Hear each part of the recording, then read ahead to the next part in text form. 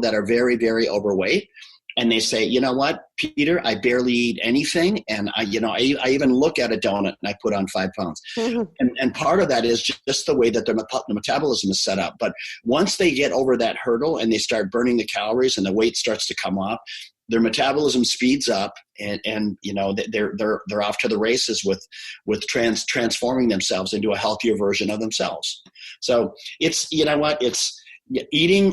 as a way of comforting nervousness and anxiety. You just got to try to find another way to release that. And my recommendation would be through some sort of exercising. Maybe start drinking lots and lots of water as a way to false fill yourself up a bit. But strapping on the feed bag's not the answer. Yeah. And I think that part of that is just, going into it, being prepared, prioritizing, vegetables, getting good lean protein in, and not starving yourself, by the way, because that's Right. not going to work either. It's going to slow your metabolism down and you won't be able to function. And I do believe that, so strongly, and we've seen it time and time again, when people don't nourish themselves and they eat a diet of junk food, they're basically starving themselves. And you can't lower cortisol and prevent stress and rejuvenate your body and release toxins when you're not getting the fuel in to your body in the first place.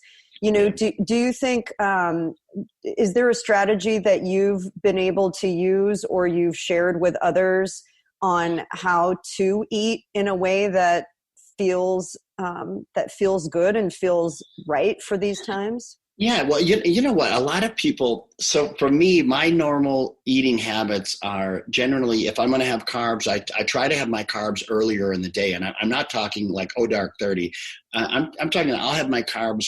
Most of the carbs that I believe I'm going to have, I'll probably have between 2 and 3 o'clock in the day, right? Mm-hmm. So if I'm going to have them, and then I start pulling them back a little bit. But I pull them back a lot now through this COVID process because I am less active, especially from the perspective of cardio.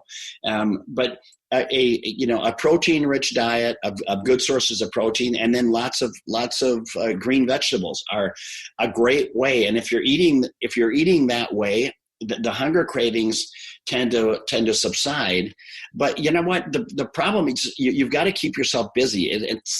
And some people, it's just literally, they barely get the dishes in the dishwasher and they're thinking about their next snack. And that's a vicious cycle. When you're just constantly on this grazing cycle all day long, that doesn't work in any setting, in any capacity. So it's really just, it gets right down to mental toughness and discipline, and telling yourself, hey, look, I know how this story ends. If I keep eating like this, increasing my calorie count by 30-40% a day, if I keep this cycle going, I'm going to look at myself a month from now and I am going to be 15-20 pounds overweight. And it's not like it comes off fast. So it's just a matter of being conscious of what you're doing and then having the discipline to stay away from the grazing all day. Yeah. And I think, what you bring into your home is what you're going to eat, right? So there's no mystery there. If there's a box of cookies, even if it's on the top shelf, it's going to find a way into your mouth. So you're going shopping for yourself, you're bringing in the food, or maybe your significant other is, make a pact with each other to say, look, this is a no junk zone. We don't need the added pressure of bringing this in anyways. And when you do need a treat, I'm of the belief, like every once in a while, I want a scoop of gelato. Yeah. But you know what? I'm going to go out for it, and I'm going to make it an occasion, and I'm going to savor it, and it's going to be something fun, and it's going to feel special instead of it just sitting in my freezer where it's just not special anymore. Yeah. No, that's exactly right. I always tell people if they're questioning, what's healthy and what isn't, just shop the edges of the grocery store. If you shop the edges and stay out of the aisles, which is generally speaking a lot of processed food, that's a great place to start. And then if you feel like you want something sweet, a great cheat that I do is I peel an apple, a sliced apple. I put cinnamon on it, and then I put organic granola on it. And then I nuke it for about 3.5 minutes, and that in itself tastes like apple crisp, and it's amazing, and it's actually healthy. But if you needed to have something sweet on top of it, there's a product called Halo. I don't know if you're familiar with it. Yep. If you take a Halo an entire pint of Halo has 300 of vanilla bean Halo has 300 calories in the entire pint. So, and it's got protein in it, right? Yeah. If you took half of the pint and put that on top of your the baked apple and granola, that is a great cheat. It's healthy. It suffices your sweet tooth. I'm telling you, I'm speaking from experience. I am a Halo fanatic because I love having something sweet, given the choice, and so that's where I turn to rather than cookies and things like that. Yeah, I think there's always options. In my book, I have these, they're like protein bites, kind of like a bliss ball is the popular word for them. And they have dates, which are great for your blood sugar, and they're full of fiber, and nuts and flax meal and all kinds of good stuff. So there's things to go to that are better, that still satiate you. And at the same time, I think there's something there of occupying your time and actually getting into the kitchen and preparing your food, which is something that we should all be doing, busying ourselves, but also doing it for good. Are there any other practices that you implement or that you would recommend in terms of occupying a busy mind that needs distraction? Well, you know what? I've been doing it for years. I try to stick within a routine, and my routine is really healthy stuff for me. For instance, exercising. I'm not the kind of guy that goes in the gym for an hour to 2 hours a day. I go in and I work 40 minutes, but it's really efficient and I get after it, right? I don't play around. I'm in there for 40 minutes and I'm moving. So, and by the way, you're like the picture of health and fitness. I mean, kudos to you. Yeah, thanks. I appreciate that. It's from years and years of discipline and consistency. So getting my workout in at least probably 6 days a week is a great place to start. Can I ask you, what is your workout? Like, what do you do when you're at the gym, when you say you get after it? Yeah, I do a full body workout, and I've been doing it every day. And, there's so many myths out there when it comes to training, so many. And the people say, oh, you can't train the same body part every day. Here's the reality to that. The reality is most people don't push themselves hard enough because you say, oh, you're tearing your muscles down. I got news for you. Most people don't ever push themselves to the point where they're tearing anything down. All right. That's the reality. So I do a full body workout every day. And when I do one set to failure. So one set of every muscle group to failure. And when I do that, I go from one station to the next. So in that 40-minute workout, I'm getting the cardio because I'm not checking my phone. I'm not interacting with people. I'm getting after it. So I not only get the resistance training, but I get the cardio training, and I go to failure on every set. So for instance, what is failure for you? Like how many reps do you do normally? Well, it depends. To me, if I'm beyond like 15 to 20 reps, then I'll increase my weight a bit. All right. Mm-hmm. So I'm not doing heavy weights for like 5 or 8 times, because if I'm moving that weight and I'm getting completely blasted within 6 to 8 repetitions, then I'm going to be more prone to injury because it's a heavier weight. And by heavier weights, I tend to lose control of the motion, of the movement. And that's really hard for men, believe it or not, because men exercise their mind. So for instance, they're doing chest flies. They say, Peter, give me those 60s. And I say, you know what?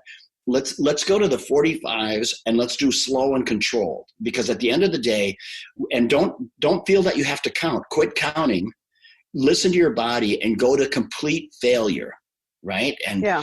And so when I'm showing them flies, I show them, look, there's a number of different movements that you can do doing the chest fly movement. So you hit different parts of your pectoral. The same with working your legs, right? There's so many great things you can do for your legs and your glutes where you're firing everything. So it's just really about, understanding what it is you're working and getting away from that mindset of I'm going to do 5 sets of 10 heavyweight. That's just, it's really old school and it's not for people that are on the go. because most of us don't have an hour and a half, 2 hours to sit in the That's gym. what I was going to say. Like, I see people sometimes, and I'm just, obviously I haven't seen people in a gym for a while, but I would see them and I would say, you're here like 2 hours a day. Like, and forgive me, but like, I don't see any progress. And I think it's just because they're on their phone, and not really paying attention. So yeah, so focused exercise with an actual, drive to get done. Right. Yeah. And you couple a high intensity workout, which is high intensity does not mean heavy weights. It means literally weights that you can do 15 to 20 repetitions with.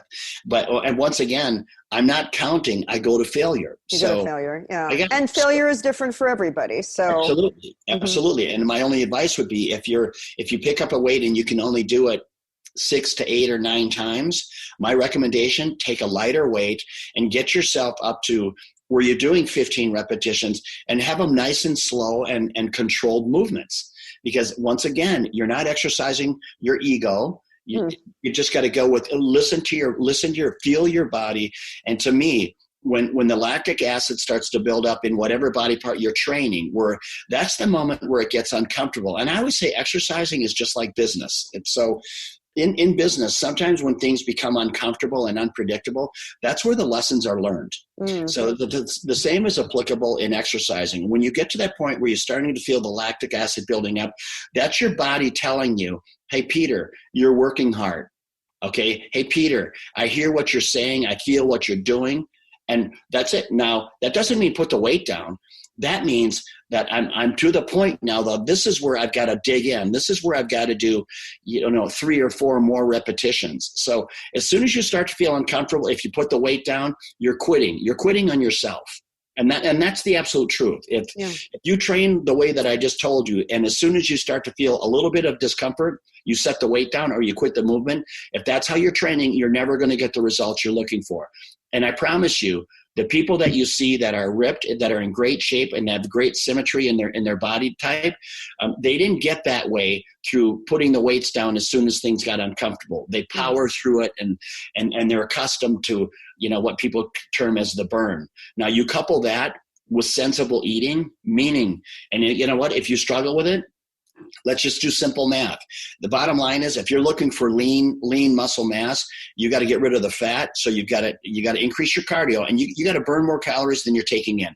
It's simple math. If you just have to break it down that way.